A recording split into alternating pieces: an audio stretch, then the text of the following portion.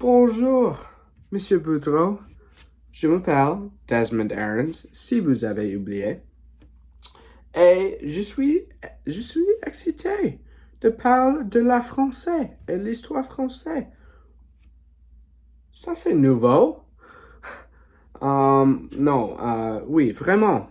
Pour être honnête, quand vous avez donné cet projet de recherche, ou quand vous avez expliqué cet projet de recherche, je n'étais pas vraiment excité. Mais après de lire à propos de l'ordonnance, je pense que c'est intéressant et vraiment comment ils ont créé une nouvelle règle dans l'ordonnance qu'on va parler de ça dans 1500 et il est encore utilisé aujourd'hui en 2023.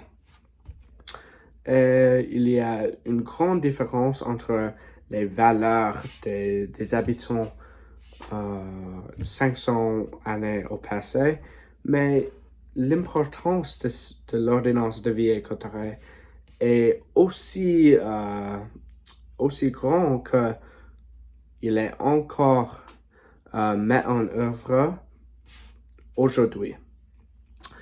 Mais pour vraiment avoir une compréhension du pourquoi c'était important et l'impact sur la société en France, c'est important de comprendre que dans 1500, il y avait une division des langues. Latin était encore utilisé aussi dans les oralement par des gens, je m'excuse, mais aussi dans les documents officiels qui étaient créés par le royaume. Et ça ne fait pas beaucoup de sens. Les documents et les articles que les habitants de France doivent comprendre sont écrits dans une langue que la plupart de la population ne connaît pas. Alors, qu'est-ce qui se passe ici? Et aussi avec le latin, il y avait plusieurs dialectes du français, de la langue française. Alors, dans les différentes régions en France, ils en parlent une langue qui est une version de français qui est un peu différent, les différents dialectes. Et ça change avec notre roi François le Premier, qui était hérité, il a hérité le trône en 1515. Et il était le gens qui avait mis en œuvre l'ordonnance. Il n'a pas créé l'ordonnance, c'était son équipe ou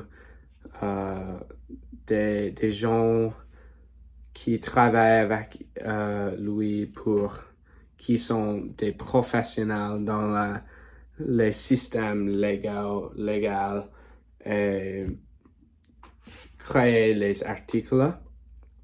Mais il était la personne avec la responsabilité de mettre ces articles à tous les habitants en français. Ou en France, je m'excuse.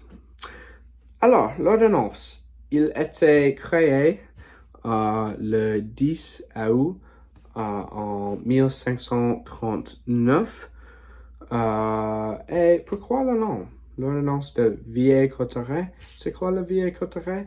C'était le nom du château où ils ont créé l'ordonnance. Et c'était vraiment la standardisation du langue française. Car à cause de cette ordonnance, le latin et les dialectes français ils étaient enlevés du article ou document très important et il a créé juste une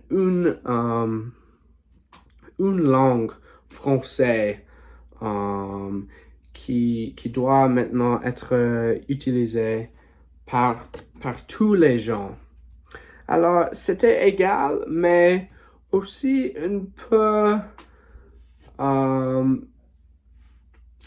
il a causé un peu de division dans la France, car tout le monde doit maintenant apprendre et comprendre cette langue de français et pas les autres langues.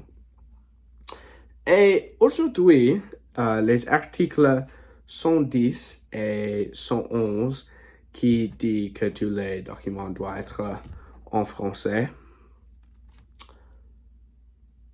ils sont encore utilisés aujourd'hui à la France. Ils sont les articles les plus âgés dans la France qui sont encore utilisés.